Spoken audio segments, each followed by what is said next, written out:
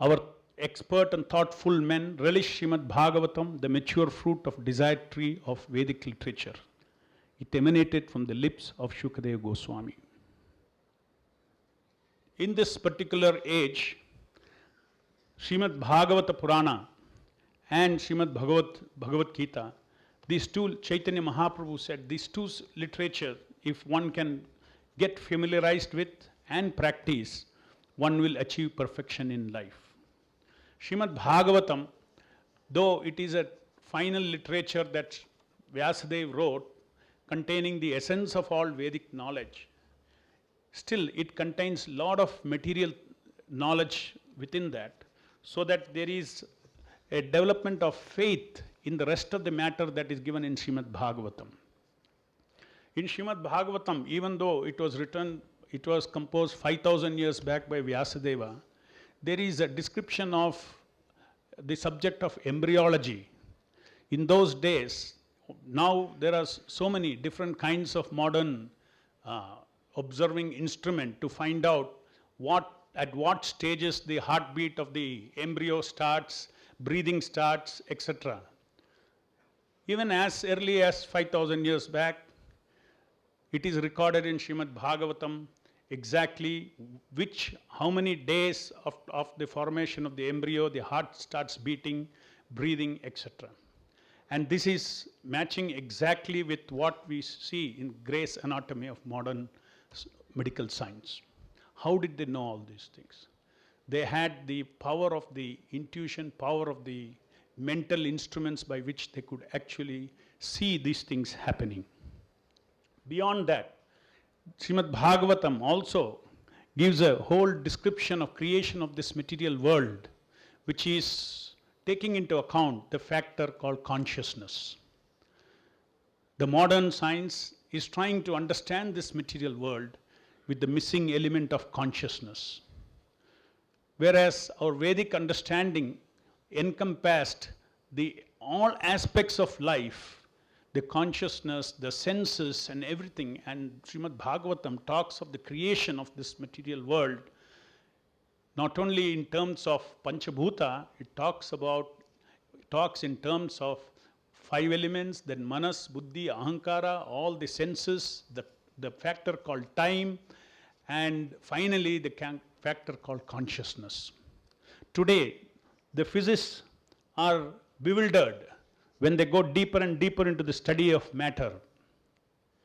In 1963 Nobel laureate, Eugene Wigner, he said, physicists have found it impossible to give a satisfactory description of atomic phenomena without referring to consciousness. The special characteristic of modern science is that consciousness is not considered as an element. Consciousness is simply considered to be a product of matter. Only matter is believed to be existing. In that spirit, when they went deeper and deeper into matter, they entered a roadblock.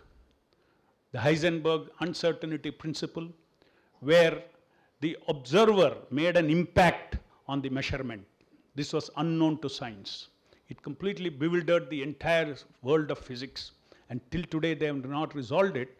And in other words, they are realizing that the world cannot be understood without understanding the observer or the consciousness.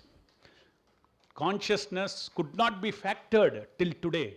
And the scientists today are trying to see how, through mathematics, advanced mathematics, consciousness could be factored. The same physicist, Eugene Wigner, has shown that the probability of existence of self-duplicating unit is 0. That means, could life just come out of chemicals? He has said, since the ability to reproduce is one of fundamental characteristics of all living organisms, Wigner concludes that our present understanding of physics and chemistry does not enable us to explain the phenomena of life. Herbert Yockey has demonstrated by information theory that even a single information molecule such as cytochrome C, what to speak of complex organisms, could not have arisen by chance in the estimated lifetime of Earth. And he says, one must conclude that contrary to the established and current wisdom, a scenario describing genesis of life on earth by chance and natural causes cannot be accepted on the basis of facts. In the last 2 centuries, after the Western invasion, our Vedic knowledge has been taken to the West and translated and quite often used out of context. For instance, the knowledge of Kama Sutra was first translated by British explorer Richard Francis Burton. Contrary to the current belief, the actual purpose of Kama Sutra is one of self-control. For example, Kama Sutra begins with the prohibitions of sexual relations in the 3 out of the 4 ashramas, namely Brahmachari, Vanaprastha and Sannyasi. Therefore, Kama Sutra is not to propagate illicit sex, but meant to control and manage sex urge for procreation in Grihastha ashrama. Today, the Western mind has painted India's culture as one of allowing unrestricted sex indulgence, misunderstood this book inspired free sex age in the West. Now the same is moving to India due to the globalization of Western culture. In Srimad Bhagavatam, you will find relativity of time described freely. How 1 day of demigods is 1 year for us. How Brahma's 1 day is 4.32 million earthly years. It is only in the beginning of 20th century modern science discovered the relativity of time. Albert Einstein stated, "We owe a lot to Indians who taught us how to count, without which no worthwhile scientific discovery could have been made." Mark Twain said, "India is the cradle of human race, the birthplace of human speech, the mother of history, the grandmother of legend, the great-grandmother of tradition.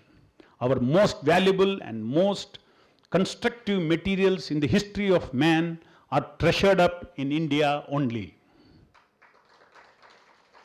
The French scholar Romain Rolland wrote, "If there is one place on the face of the earth where all dreams of living men have found a home from the very earliest days when man began the dream of existence, it is India."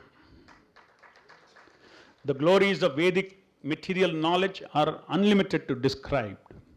The next few days we have assembled here to churn this knowledge, not only material knowledge, but also the essence of Vedas or the essence of Vedic knowledge, the transcendental knowledge, the knowledge beyond the senses, beyond this material knowledge.